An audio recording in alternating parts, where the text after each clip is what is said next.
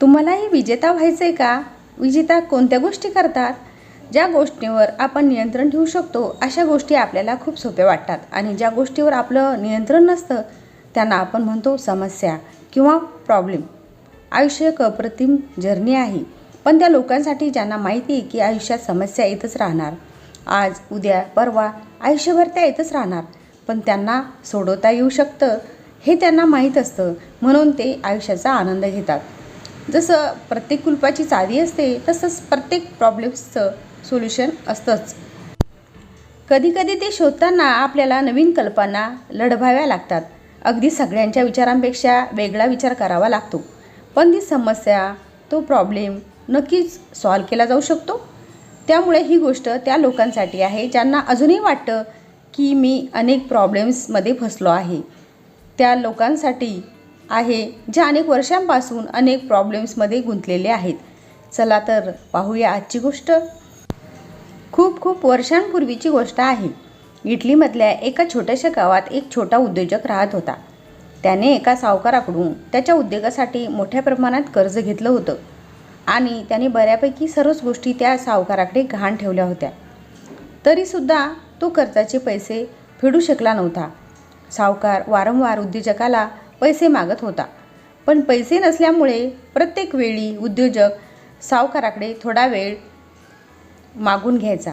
एके दिवशी सावकार त्या उद्योजकाला म्हणाला, माझ्याकडे एक ऑफर आहे, त्यामुळे तुझे सर्व कर्ज माफ होईल, पण माझी एक अट आहे, ती म्हणजे तुझ्या मुलीचं लग्न माझ्याबरोबर लावून दे. सावकार वयाने खूप मोठा होता आणि दिसायला कुरूपही होता, त्यामुळे सावकारांना दिलेली ही ऑफर खरं तर खूपच भयानक आणि वाईट होती. पण तो उद्योजकसुद्धा हताश होता. त्याला काय करावं समजत नव्हतं. यावर सावकार म्हणाला, ठीक आहे, आपण काय करूया, एका पिशवीमध्ये 2 छोटे खडे टाकूया, एक पांढरा आणि एक काळा, आणि यामधला तुझ्या मुलीला एक खडा काढायला लावू.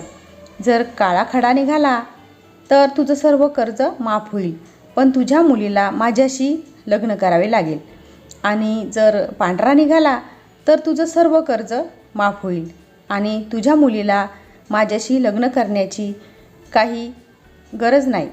यानंतर काही दिवसात सावकार त्या उद्योजकाच्या घरी गेला. तेथे सर्वजण उपस्थित होते.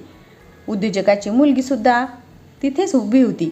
सावकाराने एक पिशवी घेतली आणि त्या पिशवीमध्ये 2 खडे उचलण्यासाठी खाली वाकला.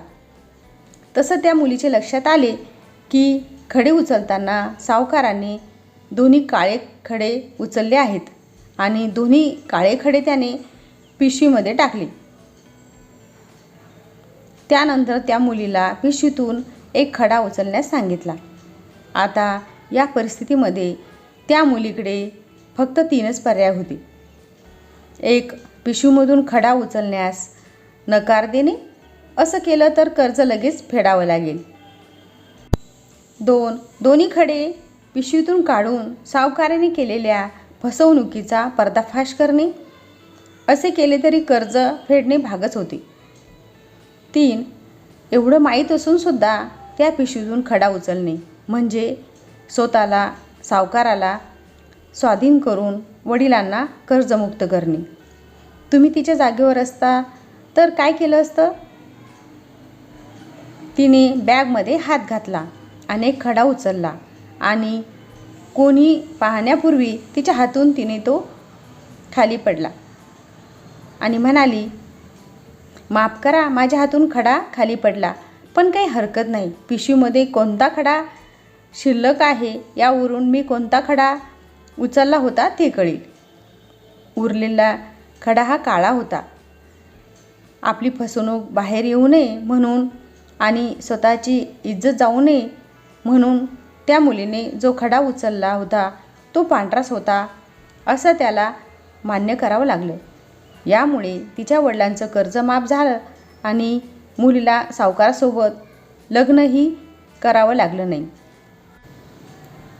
खूप छोटी अशी ही गोष्ट आहे, पण महत्त्वाची आहे.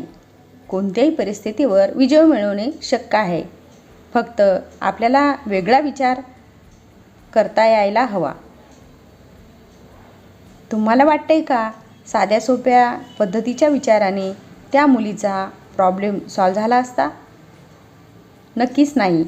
पण त्या मुलीला हे माहीत होतं की जसं प्रत्येक प्रश्नाचं उत्तर असतं तसंच प्रत्येक समस्येचं समाधानही असतं. कधीकधी ज्या समस्या अवघड असतात त्यांचं समाधान तुम्हाला वेगळ्या पद्धतीने शोधावं लागतं.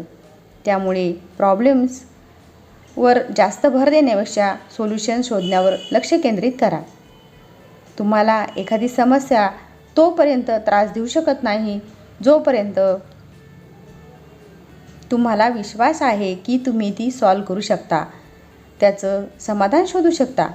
फक्त एक गोष्ट लक्षात ठेवा, या जगात सगळ्यांनाच काही ना काही समस्या असतात.